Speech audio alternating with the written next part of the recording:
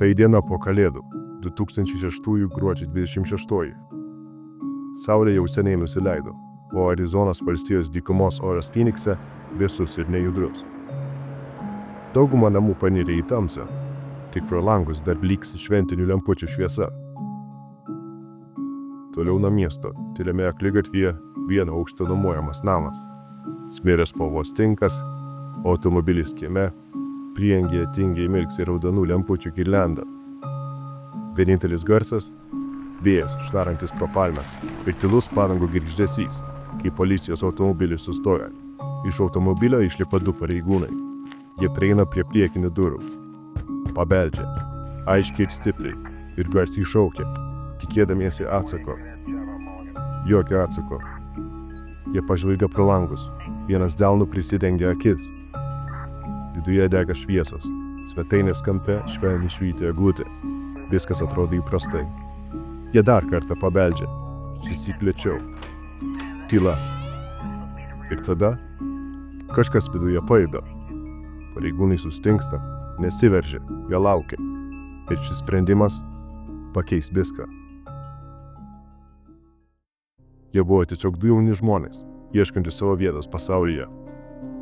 Heather Kwan buvo 21 kolegijos studentė, svajojanti tapti gynybos advokate. Savaitgaliais ji dirbo su vaikais iš pažeidžiamų šeimų, tais, kurių visi kiti nepastebėdavo. Heather visada buvo šalia tų, kam labiausiai reikėjo pagalbos. Jos vaikinas Ryanas Walleris buvo 18, gimė Knoxville'e, Tenesio valstijoje, bet paauglystėje persikėlė į Phoenixą. Ryanas buvo tylus, uždaras, bet savaip genialus. Ryanas turėjo gerą klausą, galėjo groti gitarą vien iš klausos. Jis dievino techniką, viską, kas turėjo laidus ir judančias dalis, jis išardydavo vien tam, kad suprastų, kaip tai veikia. Jie draugavo apie 8 mėnesius. Kartu gyveno Desert Hillse, ramiame vidutinės klasės priemestyje netoli Phoenixo. Per Kalėdas jie turėjo aplankyti Ryano tėvą, Doną. Jis jiems buvo paruošęs vakarienę ir padengęs stalą. Diena praėjo. Jokio skambučio, jokio ženklo. Tada Donas su žmona sėdo į automobilį ir nuvažiavo prie jų namų. Jie pabeldė, palaukė, pažvelgė pro langus. Tylu. Tada Donas pakėlė ragelį ir paskambino policijai. Buvo šiek tiek po vidurnakčio, kai policija atvyko prie namo. Automobilis stovėjo kieme. Viduje dar degė kelios šviesos. Jie priėjo, pasibeldė į duris ir pažvelgė pro langus. Tada jie pamatė, kažkas guli ant sofos. Visiškai nejudėjo. Tačiau, užuot įėję, jie laukė. Praėjo valandos, kol pareigūnai bandė gauti kratos orderį. Apie 3 valandą ryto grįžo Alicija, Ryano ir Heather kambariokė. Su ausinėmis ausyse ji praėjo pro svetainę ir nuėjo tiesiai į savo kambarį. Ji nieko nepastebėjo. Kai policija sugrįžo sekantį kartą, duris atidarė Alicija ir įleido pareigūnus į vidų. Ką jie pamatė, tik patvirtino tai, ko jie labiausiai bijojo. Heather Kwan buvo mirusi, šūvis į galvą, tikėtina prieš kelias dienas. Ryanas stovėjo koridoriuje. Jis nejudėjo, neištarė nė žodžio. Jo veidas buvo patinęs, beveik neatpažįstamas. Kairė akis visiškai užmerkta, tamsiai violetinė, aplipusi sudžiūpusiu krauju. Per nosies tiltą driekėsi nelygi žaizda. Jis neturėjo jokio ginklo, nei panikavo, nei šaukė. Atrodo tuščias, atitrūkęs nuo realybės, kaip žmogus tarp sapno ir mirties. Vienas pareigūnas švelniai paklausė: Ryanai, kas jai nutiko? O Ryanas nutolęs ir lėtai kalbėdamas atsakė: ji tiesiog miega. Kitas pareigūnas tarė: Ryanai, ji nekvėpuoja. Ryanas atsakė: buvo šalta, todėl ją užklojau, ji buvo pavargusi. Jiems tai skambėjo kaip melas, kaip pasiteisinimas, kaip bandymas nuslėpti tiesą. Jie manė, kad žymė ant jo veido paprasta mėlynė, gal Heather prieš mirdama bandė gintis. Jie jį sulaikė vietoje. Kol paramedikai rūpinosi Heather kūnu, Ryanas liko sėdėti policijos automobilyje. Vienas, kraujuojantis, bet jokios pagalbos. Niekas jo neapžiūrėjo, jis ten laukė ištisas 6 valandas. 8 minutės po 5 ryto Ryanas buvo atvestas į Phoenixo policijos apklausos kambarį. Jis vilkėjo baltą kalinio aprangą, pasas be batų ar kojinių. Jo veidas buvo su mėlynėmis, patinės, viena akis beveik visai užmerkta. Atrodė, lyg jis būtų ką tik kovojęs už gyvybę. Jis nesako nė žodžių, neuždavinėja klausimų. Tiesiog lėtai nueina į kampą, atsisėda ir suglemba kėdėje. Tada, niekieno neprašytas, Ryanas pasilenkė ir pats užsideda antrankiai.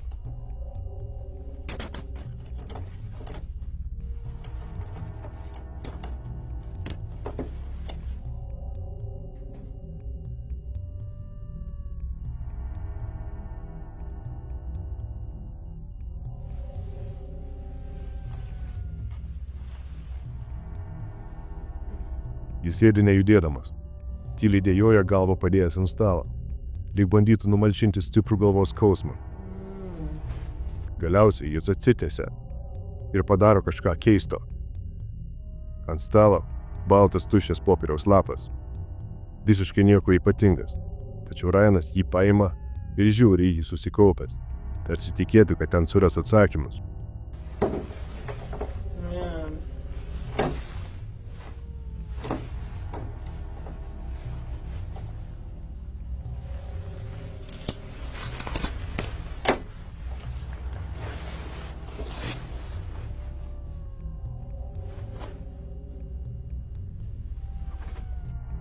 Bėga minutės.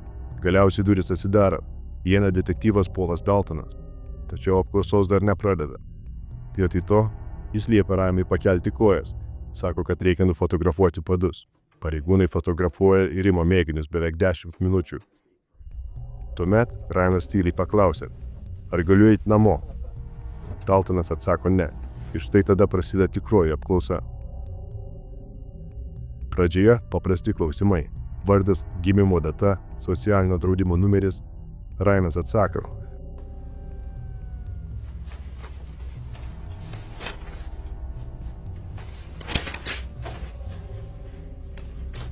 Last name is Waller, W-A-L-L-E-R. Yes. Your date of birth is 2/12/1988. Your social security is 600-62-5451. Yes? Yes. Bet kai paklausė, kodėl jis čia, Ryanas atsako, nežinau. You know why you're down here, Ryan? You have no idea why you're down here? Okay. Ryan, I'm gonna read you something so you can understand because I don't know what happened, okay? So I'm going to read you something to make sure you understand your rights, okay? Basically, I'm going to read you. You've seen Cops before, right? Ever seen a TV show Cops or CSI or anything like that?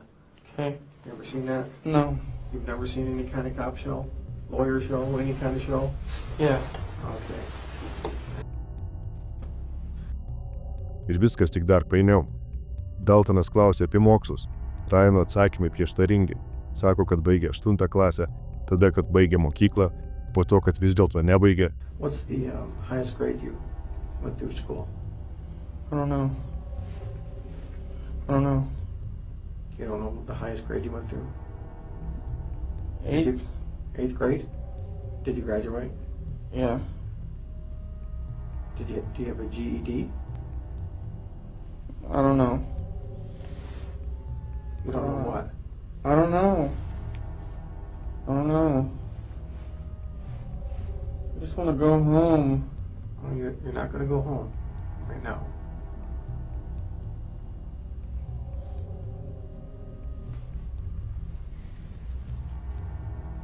So what? What's the highest grade that you completed? B? No. Not grade as in letter grade. I'm asking, did you graduate high school? No. And the highest you went was 8th grade? Yep.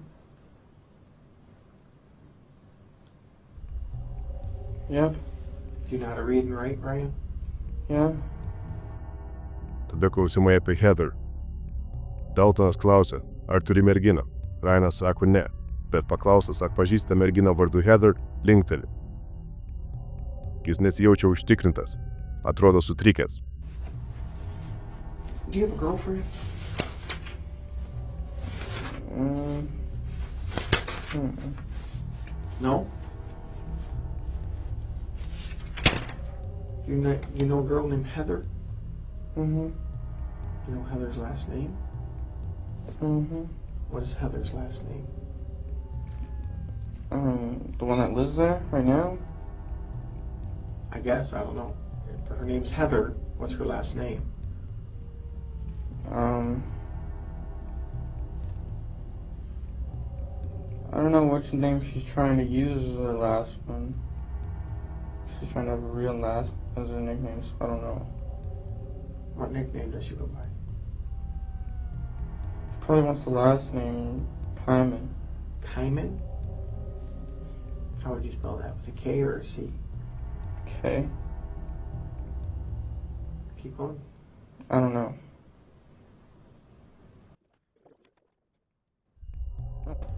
I just want to go to sleep, man. That's it. Hey, Ryan? Huh? Ir tada Daltonas smogė. Huh? There's a dead girl in your living room. She's dead? Yes. Heather? I don't know. I want to know what happened in your house last night. The girl on the couch is dead? Jis atrodo nustebęs, šokiruotas, tačiau po kelių sekundžių painiavo grįžta. I don't know. If she's on the couch, she's dead. Ryanas pradeda pasakoti istoriją, padriką, keistą.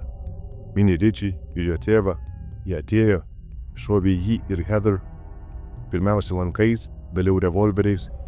Well, these people came over, Richie and his dad, with shoot and arrow, bow and darts. You know what I'm talking about? Yeah. They hit me and her with those. That's it. And the Heather wasn't there. And Eric wasn't there. It was just me and Heather. Was there. You and Heather were there. And then what happened? And that's it. Richie and his dad tried to break in through the back. Richie and Dad? His dad? Mm-hmm. Who's Richie? I don't know. Well, you obviously know him. You know his name by He Richie. used to live there. Was he a roommate of yours? He used to be. And they hit you and they hit you? Yeah. Now it's Richie that hit you, not Heather? No, Richie and his dad. Richie and his dad. They hit you. Yes. Why? Because they're trying to get their stuff. I don't know why. And they had some kind of bow and arrows? Mm-hmm. They each had 2 revolvers and they didn't let off any shells. Okay, you just said they had bow and arrows. Now they have revolvers? That's what I meant. They had revolvers. They have revolvers. Yes. And then what happened? And then they shot us with those. They shot both of you? Yeah. Where'd they shoot you at? I got shot in the eye. You got shot in the eye I think so. with a revolver. I think. I don't know, man. I don't know. Fuck. Then what happened? I don't know. You don't know a lot, Ryan. I don't, man. I really don't.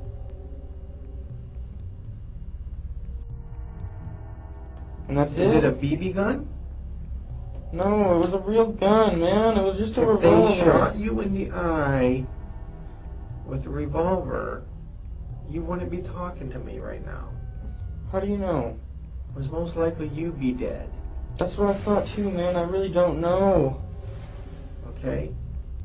I really don't know, and I just want to go back to sleep and try to go back to bed. You're not going back to bed. Okay? Detalės keičiasi kas kelias sekundės. Daltonas to netiki, spaudžia dar labiau. Nervinas. Bet Ryanas nesugeba išlaikyti nuoseklaus pasakojimo. My feet hurt, man. I don't know why. Ir tada Daltonas atidžiau įsižiūri. Jis paprašo Ryano palinkti prie šviesos. Jis tyrinėja žaizdas ant veido, tada tylėdamas išeina iš kambario. Come off my table. Let me see your nose. Come on, put your legs down. Put your legs down. Bring your face closer. Oh, my head hurts. Okay. Yeah, be right back.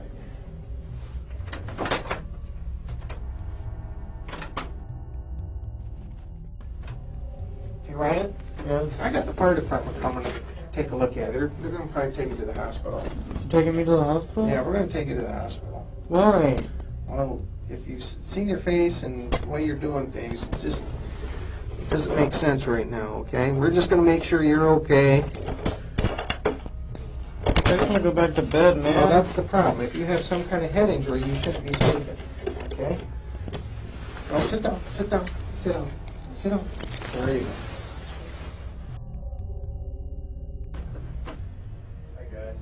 Hey, guys. Captain, you're not going to believe this one. I can't believe it either. You're right. I've already heard the story. I can't believe it. This is just my observations that Kai atvyksta paramedikai, jie garsiai pasako tai, ką visi turėjo suprasti anksčiau. Tai nebuvo mėlynė, tai buvo šautinė žaizda. Ir kažkaip Ryanas Wallace buvo paliktas sėdėti tame kambaryje, aklas, sužalotomis smegenimis, surakintas, beveik 7 valandas. Istorija, kurią Ryanas bandė papasakoti, ta, kurią niekas netikėjo, buvo tikra. Ir viskas prasidėjo 2006 gruodžio 23 dieną, vos 2 dienas prieš Kalėdas. Ryanas Wallace ir Heather Kwon tame name gyveno po 6 savaitės, kartu su kambariokė Alicija, bet tą dieną jos namie nebuvo. Namas stovėjo akligatvyje, atskiras ir tylus. Prie durų 2 vyrai, Larry Carveris ir jo sūnus Richie. Anksčiau jau buvo įvykęs konfliktas, o dabar jie grįžo, keršyti.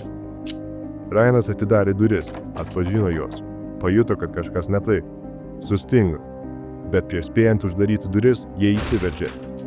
Richie pakėlė ginklą ir iššovė. Pirmasis šūvis pataikė Ryanui tiesiai į veidą. Kulka įėjo per nosies tiltą, išėjo kitoje pusėje ir vėl įėjo per kairę akį. Jis sutraiškė akidubės kaulą ir įstrigo giliai smegenyse. Kaukolės keveldros buvo įspaustos į vidų. Kulkos dalys liko įsmigusios. Ryanas tą akimirką neteko regėjimo viena akimi, o smegenys pradėjo tinti. Antras šūvis rikošetavo per galvos šoną. Nors neprasiskverbė pro kaukolę, tačiau ją įskėlė ir sukėlė dar daugiau traumos. Ryanas sukniubo. Carveriai peržengė jo kūną ir nuėjo į svetainę, kur Heather sustingusi sėdėjo ant sofos. Be klausimų, be pauzės, Richie vėl pakėlė ginklą ir nušovė ją į galvą. Heather mirė iš karto. Manė, kad abu mirė, Richie ir Larry apiplėšė namus. Pasiėmė ginklus, kompiuterį ir išėjo, palikė 2 jaunuolius, kurios laikė mirusiais. Bet Ryanas nemirė. Kažkaip, nepaisant 2 šūvių į galvą, jis išgyveno. Po kelių valandų jis atsibudo. Dalis atminties prapuolusi, smegenys cinsta, regėjimas blėsta. O jo mergina vis dar gulėjo ant sofos. Tačiau jo mintyse ji vis dar miegojo.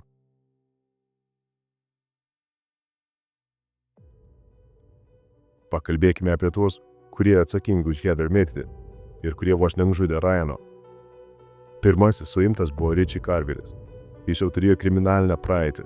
Smurtas artimoje aplinkoje, ginkluotas apiplėšimas. Vieni sakė, jis turėjo nuoskaudą Ryanui, kiti, kad pavydėjo Heather, o gal tiesiog nepakentė laimingų žmonių. Galiausiai tai nesvarbu. Richie buvo pripažintas kaltu dėl sunkinančių aplinkybių žmogžudystės, įsilaužimo, sunkaus kūno sužalojimo ir ginklų įstatymo pažeidimo. Jis buvo nuteistas kalėti iki gyvos galvos, be teisės išeiti. Bet tuo viskas nesibaigė. Ta naktį ten buvo ir Richie tėvas, Larry Carveris. Po išpuolimo jis pabėgo į Kaliforniją su nusikaltimo ginklu. Jo žmona Cheryl iš pradžių pasakė policijai, kad Larry prisipažino, bet vėliau pakeitė parodymus. Pagal tuo metu galiojusią įstatymą, Cheryl negalėjo būti priversta liudyti prieš savo vyrą ir ši spraga jį išlaisvino. Heather šeimai tai netiko, jie kovojo. Galiausiai buvo priimtas vadinamasis Heather įstatymas. Jie panaikino spragą leidusi sutuoktiniams atsisakyti liudyti net ir tada, kai jie jau buvo savo norų pasidalyję informaciją su policija apie rimtą nusikaltimą. Pagal naują įstatymą Cheryl grįžo į teismą, šį kartą paliudijo ir 2013 metais Larry Carveris buvo pripažintas kaltu dėl pirmojo laipsnio žmogžudystės ir sunkaus sužalojimo. Jis taip pat buvo nuteistas iki gyvos galvos. Bet byla nebuvo baigta. Ryano šeima tikėjo, kad policija padarė daug lemtingų klaidų ir jos kainavo Ryanui gyvenimą. Jie sakė, kad laiko juosta buvo klaidinga, kad šaudymas įvyko ne gruodžio 23, o 25 vakarą. Heather nekrologija rašoma gruodžio 25. Ta pati rodo ir jos antkapis. Nepaisant šautinių žaizdų, Ryanas nuo pat pradžių buvo laikomas įtariamuoju. Pareigūnai jį žiūrėjo ne kaip į auką, o kaip į galimą žudiką. His son sat in the back of a police car without medical treatment. Fire dispatch records indicate a unit was sent at 1:30 in the morning to verify the female victim inside was deceased. The paramedics went in the house and came out of the house. Jam nebuvo suteikta skubi medicininė pagalba. Jis buvo sulaikytas ir valandas apklausinėjamas, kraujuodamas, akivaizdžiai sužalotas, bet ignoruojamas. Kol Ryanas kentėjo apklausos kambaryje, nusikaltimo vieta liko nesaugoma. Kraujo pėdsakai, šovinių tutelės, visa tai buvo palikta likimo valiai beveik pusę dienos. Dalis įrodymų buvo sugadinta ar prarasta. Liudininkų parodymai, kuriuose buvo minima galimų įtariamųjų pavardės, nebuvo tinkamai įvertinti.